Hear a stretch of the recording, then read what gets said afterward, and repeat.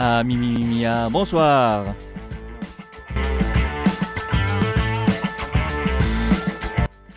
Alors les collectionneurs vont devenir fous parce que sont autorisés à la collection, éligibles à la collection, les matériels militaires d'avant 1946 concernant les chars, ni plus ni moins, les chars ARL-44, Suma SM par exemple, la MX-50 pour la France, il y en a modèle américain, les chars Patton, le matériel russe, Joseph Staline, et il y en a plein. Je t'invite, si ça t'intéresse, à cliquer sur le lien pour voir.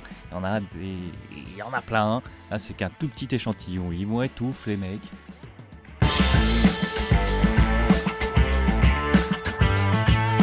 Alors, par un arrêté du 5 février 2021, on autorise la coopération entre la France et l'Allemagne portant sur les technologies d'intelligence artificielle pour la prévention des risques, la gestion des crises et la résilience.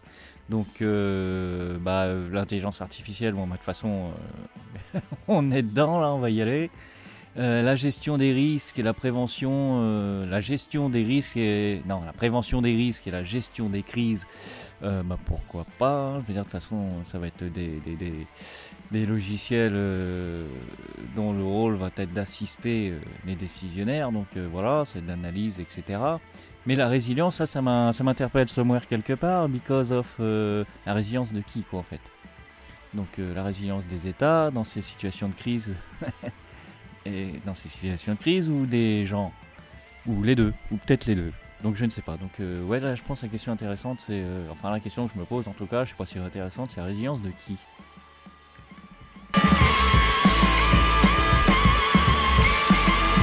Donc dans un avis du 10 février 2021, on autorise la déclassification des documents suivants.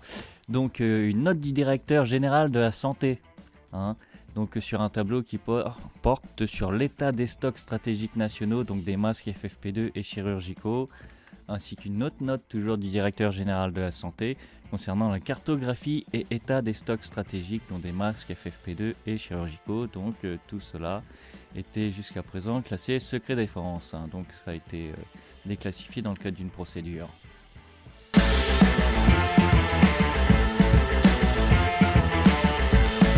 Par arrêté du 24 février, donc le chèque énergie est désormais ouvert. Alors là, je pourrais pas dire la différence avec l'ancien puisque je n'en sais rien. Au foyer ayant un revenu fiscal de référence inférieur à 10 800 €. Et la valeur faciale du chèque énergie est de 192. Mais 192, c'est pour le premier palier. Donc ceux qui ont un revenu fiscal de référence inférieur à 5005. Donc voilà, après c'est dégressif et le plus grand, ça vaut 50 balles, quoi. Moins de 50 balles même.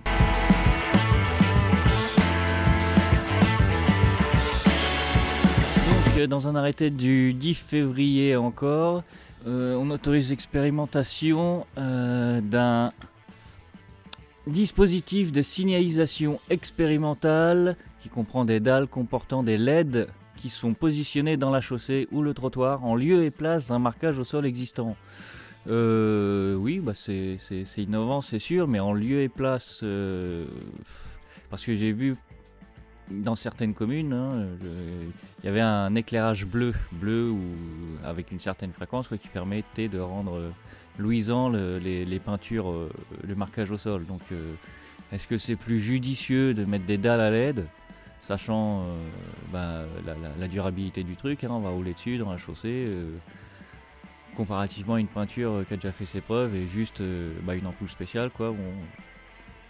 Ouais.